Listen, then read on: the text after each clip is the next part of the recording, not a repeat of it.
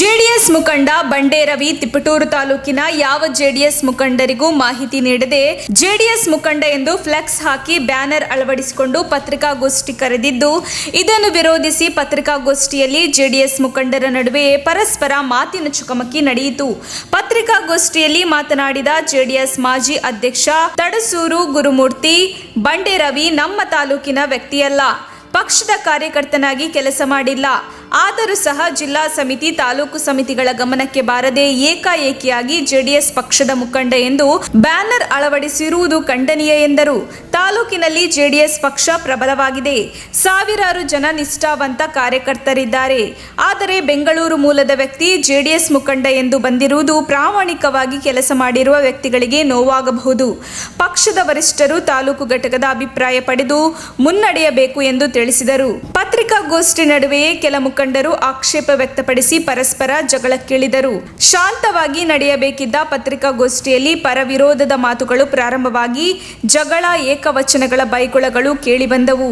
ಜಗಳದ ಮಧ್ಯ ಪ್ರವೇಶಿಸಿದ ಮುಖಂಡರಾದ ಅಂಚೆಕೊಪ್ಪಲು ರಾಮಕೃಷ್ಣಯ್ಯ, ತಡಸೂರು ಗುರುಮೂರ್ತಿ ಪರಿಸ್ಥಿತಿ ತಿಳಿಗೊಳಿಸಿದರು. ಜಗಳ, ವಾಗ್ವಾದದ ನಡುವೆ ಪತ್ರಿಕಾಗೋಷ್ಠಿ ಮುಕ್ತಾಯಗೊಳಿಸಿ ತಾಲೂಕಿನಲ್ಲಿ ಹೊರಗಿನ ವ್ಯಕ್ತಿಗಳಿಗೆ ಮನೆ ಹಾಕಬಾರದು, ತಾಲೂಕಿನಲ್ಲಿ ಜೆಡಿಎಸ್ ಪಕ್ಷದ ಹೆಸರು ಹೇಳಿಕೊಂಡು ಮೈಲಾರಪ್ಪಾಜಿ, ನಾರಾಯಣ್, ಕೆಟಿ ಶಾಂತಕುಮಾರ್ ಸೇರಿದಂತೆ ಅನೇಕ ವ್ಯಕ್ತಿಗಳು ಬಂದು ಹೋಗಿದ್ದಾರೆ. ಕೇವಲ ಲಾಭದ ಉದ್ದೇಶಕ್ಕಾಗಿ ಬರುವ ಮುಖಂಡರು ಚುನಾವಣೆಯಾದ ನಂತರ ಕಣ್ಮರೆಯಾಗುತ್ತಾರೆ. ಜೆಡಿಎಸ್ ವರಿಷ್ಠರು ಕಾರ್ಯಕರ್ತರ ಪರವಾಗಿ ಪಕ್ಷ ನಿಷ್ಠೆಯಿಂದ ದುಡಿಯುವವರಿಗೆ ಅವಕಾಶ ನೀಡಬೇಕು ಎಂದು ಒತ್ತಾಯಿಸಲಾಯಿತು. ಪತ್ರಿಕಾಗೋಷ್ಠಿಯಲ್ಲಿ ಮುಖಂಡರಾದ ಮತ್ತಿಘಟ್ಟ ಶಿವಸ್ವಾಮಿ, ಶ್ರೀಮತಿ ರೇಖಾ, ಅನೂಪ್, ಸುಂದರ್, ರಾಕೇಶ್ ಗೌಡ, ರೋಹಿತ್ ಗೌಡ, ಜಗದೀಶ್, ಪ್ರಕಾಶ್, ಹುಣಸೇಘಟ್ಟ, ಉಮಾ ಮಹೇಶ್ ಮುಂತಾದವರು ಉಪಸ್ಥಿತರಿದ್ದರು. ವರದಿ ಆನಂದ್, ತಿಪಟೂರು.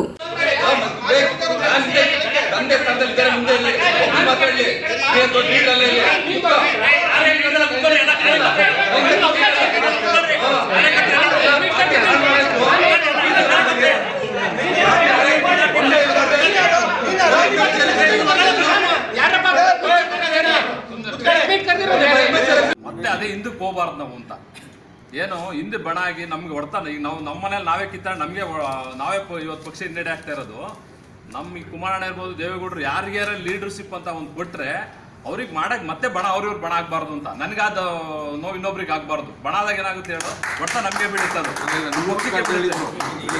ಪಕ್ಷಕ್ಕೆ ನಮಗೆ ಬೀಳುತ್ತೆ. ನಾವು ಕ್ಯಾಂಡಿಡೇಟ್ ಆದ್ರೆ ನಾಳೆ ಇವತ್ತು ಆಗಿದ ಕೆಲಸ ಇನ್ನೊಬ್ಬ ಯಾರೇ ಪಾಪ ಈಗ ಬಂದರೆ ಅವನೇ ಕ್ಯಾಂಡಿಡೇಟ್ ಆಗಲಿ, ನಾಳೆ ಬಣ ಆದ್ರೆ ಅವ್ನಿಗೂ ಹೊಡ್ತಾನೆ, ಅವನ ಮನೆ ಒಳಗೋಗುತ್ತೆ, ನಮ್ಮ ಮನೆ ಒಳಗೋಗುತ್ತೆ. ಇದು ಮತ್ತೆ ಆಗಬಾರ್ದು.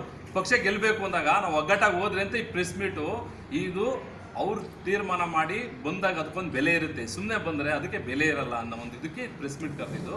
ಗೊಂದಲಾಗಬಾರ್ದು ಅಂತ ಮತ್ತೆ ಈ ಜನಕ್ಕೆ ಉತ್ತರ ಕೊಡೋಕ್ಕಾಗಲ್ಲ. ಏನೋ ಒಂದು ಈಗ ಅಲ್ಲಲ್ಲಿ ಈಗ ನಾವು ಕಮಿಟಿ ಮಾಡಿಲ್ಲ, ಇದೊಂದು ಫಸ್ಟ್ ಪಾಯಿಂಟ್, ಅದೊಂದು ಹೇಳ್ಬಿಡ್ತೀನಿ. ಫಸ್ಟ್ ಅಧ್ಯಕ್ಷರು ಕಮಿಟಿ ಭಾರಿ ದಿನ ಮೀಟಿಂಗ್ ಆಯ್ತೆ. ಮೀಟಿಂಗಿಗೆ ಇವರು ಒಂದು ಕಡೆ ಎಲ್ಲ ಮಾಡಲಿಲ್ಲ ಅಂತ ಎದ್ದು ಬಂದಿರೋದು ಆಯ್ತು. ಈಗ ಅದೊಂದು ಫಸ್ಟ್ ನಮ್ಮ ವರಿಷ್ಠರು ಜಿಲ್ಲೆ ಕಮಿಟಿಗೂ ಹೇಳ್ತಾ ಇದ್ವಿ, ಸ್ಟೇಟ್ ಕಮಿಟಿಗೂ ಹೇಳ್ತಾ ಇದ್ವಿ. ಫಸ್ಟ್ ಯಾರನ್ನಾರು ಒಬ್ಬರನ್ನ ನಮ್ಮ ತಾಲೂಕು ಕಾರ್ಯಕರ್ತರಲ್ಲಿ ಒಬ್ಬ ಅಧ್ಯಕ್ಷ ಮಾಡಲಿ. ಕ್ಯಾಂಡಿಡೇಟ್ ಆಮೇಲೆ ಕ್ಯಾಂಡಿಡೇಟ್ ಯಾರು ಮಾಡ್ತಾರೋ ಅದು ಗೊತ್ತಿಲ್ಲ, ಅವರು ಹೈಕಮಾಂಡ್ ಮಾಡುತ್ತೆ. ಈಗಲೇ ಯಾರಿಗೂ ಬಿ ಫಾರಂ ಕೊಡಲ್ವಲ್ಲ, ಲಾಸ್ಟ್ ಬಿ ಫಾರಂ ಕೊಡೋದು. ಅದರಿಂದ ಮತ್ತೆ ನಾವು ಯಾಕೆ ಅಂದ್ರೆ ಯಾರ ಬಂದ್ರು ಅಂತ ಮತ್ತೆ ಅವ್ನು ಬಡದು ನೀವು ಹೇಳಿದ ಕತ್ ಕೇಳ್ತಾ ಇದ್ದೀನಿ. ಬಣಗಳು ಆಗ್ಬಾರ್ದು. ಬಣ ಈಗ ಬೇರೆ ಬೇರೆ ಈಗ ಆಗಿ ಪಕ್ಷದಲ್ಲಿ ಈಗ ಟಿಕೆಟ್ ಯಾರಿಗೆ ಸಿಗುತ್ತೋ ಅಂದಾಗ ಡಿವೈಡ್ ಆಗುತ್ತೆ ವೋಟರ್ಸ್. ಒಟ್ಟು ಡಿವೈಡ್ ಆದಾಗ ನಾವು ಪಕ್ಷ ಕಟ್ಟದಲ್ಲಿ ಇರೋ ಕಾರ್ಯಕರ್ತರು ಎಲ್ಲ ಹೋಗ್ತಾರೆ, ಬೇರೆ ಬೇರೆ ಕಡೆಗೆ ಹೋಗ್ತಾರೆ. ಇಲ್ಲ ಮಾಹಿತಿ ಇಲ್ಲ.